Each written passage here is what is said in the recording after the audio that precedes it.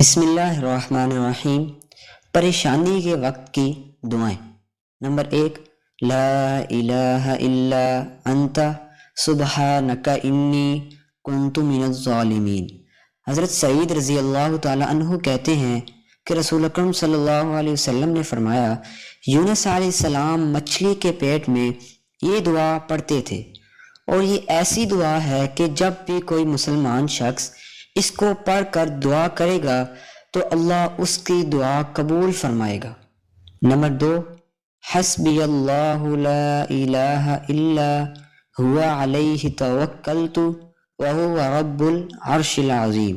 ابو درداء رضی اللہ تعالی عنہ سے مروی ہے کہ نبی اکرم صلی اللہ علیہ وسلم نے فرمایا، جس نے صبح و شام یہ کلمات کہے اللہ تعالیٰ اس دنیا و آخرت کی پریشانیوں کے لیے کافی ہو جائے گا۔ نمبر 3، لا الہ الا اللہ العظیم الحلیم، لا الہ الا اللہ رب العرش العظیم، لا الہ الا اللہ رب السماوات ورب العرض ورب العرش الکریم۔ ابن عباس رضی اللہ تعالی عنہ فرماتے ہیں کہ اللہ کے نبی صلی اللہ علیہ وسلم پریشانی کی حالت میں یہ دعا پڑھتے تھے۔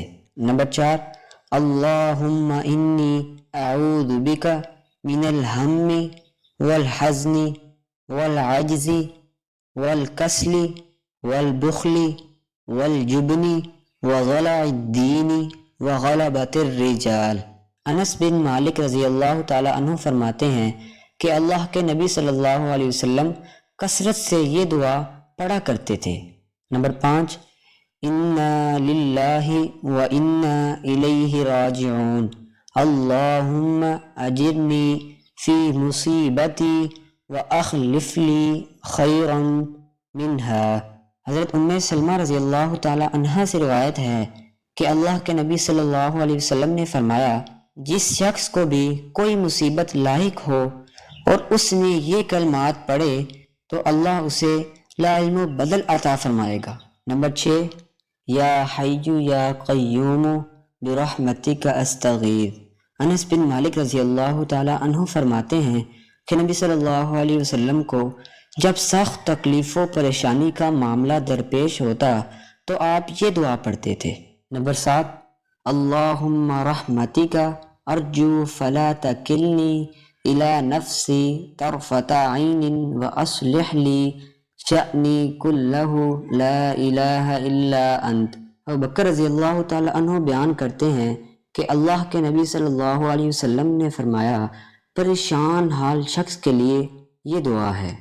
نمبر 8، اللہ اللہ ربی لا اشرک بہ شیئا۔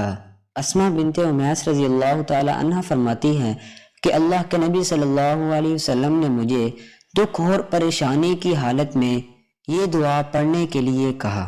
اللہ تعالی ہمیں ان سب دعاؤں پر عمل کرنے کی توفیق عطا فرمائے، آمین، جزاک اللہ۔